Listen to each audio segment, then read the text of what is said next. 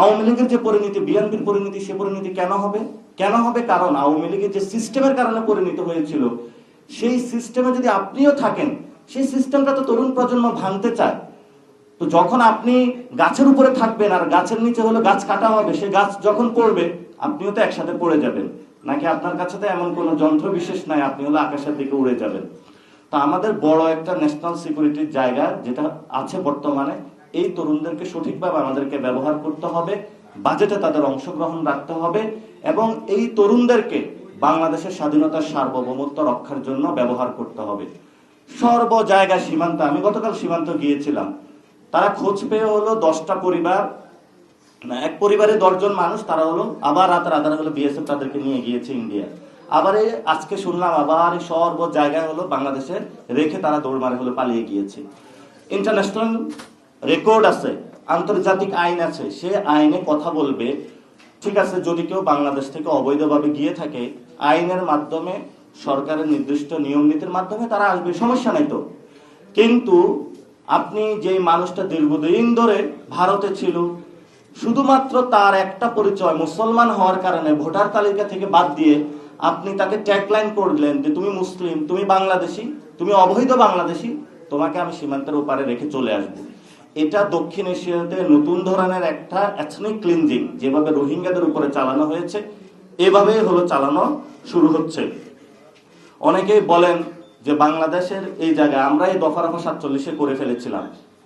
আমাদের যারা পূর্বপুরুষ এই দফা রফা আমরা 47-এ করে এসেছি এবং 47-এ যখন আমরা বলেছিলাম যারা এখানের এই ভারত উপমহাদেশে আমরা একসাথে ব্রিটিশদের বিরুদ্ধে লড়েছিলাম, কিন্তু আপনারা বললেন তুমি মুসলিম হওয়ার কারণে আমার সাথে মিশতে পারবে না, তুমি মুসলিম হওয়ার কারণে এই রাজ্যে তোমার অধিকার নাই। আপনারা আমাদের উপরে যথেষ্ট নিপীড়ন চালিয়েছিলেন। আমরা বলেছিলাম আসেন ঐক্যবদ্ধভাবে একসাথে কাজ করি। সেই কবি নজরুল থেকে শুরু করে অসংখ্য কবি বলেছিলেন যে একই বৃত্তে আমরা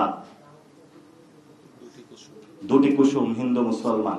তো হিন্দু মুসলমান তো আমরা একসাথে আছি, আমাদের উনি জাতীয় কবি। আমরা এই বার্তা অনেক আগে দিয়েছিলাম। বাংলাদেশের হিন্দুদেরকেও আমরা যখন কেউ অ্যাটাক করে আমরা সেখানে গিয়ে হলো তাদের মন্দিরগুলো আমরা পাহারা দিয়েছি। কোনো জায়গায় আমরা ফিল করি নাই ক্লাসে বসে ও হিন্দু ও মুসলমান, আমরা এই ধরনের কোনো কর্মনীতি আমরা হলো কখনোই নিজেদের মধ্যে অনুভূতি সৃষ্টি হয় নাই। আজকে যেটা হচ্ছে ভারতে মুসলমানদের উপরে তারা অত্যাচারের স্টিম রোলার চালিয়ে তাদেরকে সীমান্তে পাঠিয়ে অবৈধ বাংলাদেশি ট্যাগ দিয়ে বাংলাদেশের ন্যাশনাল সিকিউরিটি যেমন ক্ষতিগ্রস্ত করছে, তেমনি ভাবে এই দিল্লির সাথে ন্যারেটিভ মিলিয়ে, বক্তব্য মিলিয়ে আমাদের স্বরাষ্ট্রমন্ত্রী আমাদের যারা সীমান্তের মানুষগুলা রয়েছে সেখানেও তাদের মৃত্যুর মুখে ঠেলে দিচ্ছে। অলরেডি আমাদের মুখপাত্র এই বিষয়ে গতকালকে স্টেটমেন্ট দিয়েছে এবং আগের দিনও দিয়েছে। উনি বর্ডার কিলিং সম্পর্কে যে বক্তব্যটা দিয়েছে স্বরাষ্ট্রমন্ত্রী, এটা একটা কাণ্ড জ্ঞানহীন বক্তব্য। অনেকে বলছে আমাকে এই শব্দটা ব্যবহার না করতে, কিন্তু আমি বক্তব্যটা বলবো এই জন্য, কারণ উনি একজন আইনের ছাত্র।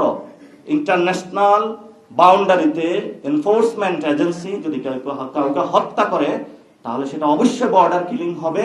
তবে সেখানে কথা রয়েছে যে আপনি কাউকে হত্যা করলেন এবং সেখানে নিজস্ব টেরিটরিতে যদি কেউ ইলিগাল বা অন্য কোনো অ্যাক্টিভিটিজের কারণে কোনো কারণে ধরা খায়, সেটা সেই দেশের আইন বিচার করবে।